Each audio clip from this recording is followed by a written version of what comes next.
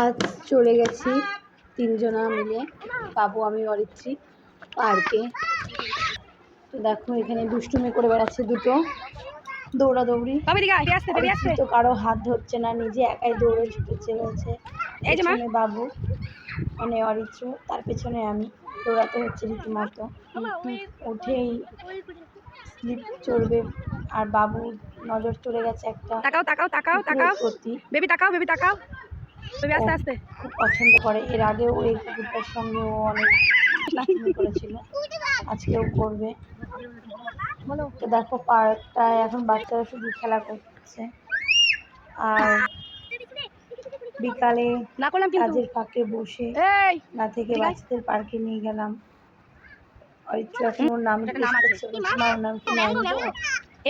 না ওর নাম লিজা। অরিত্র চলে গেছে দুষ্টুমি করতে। তোমরা সবাই কেমন আছো? ভালো আছো তো? আমরা ভালো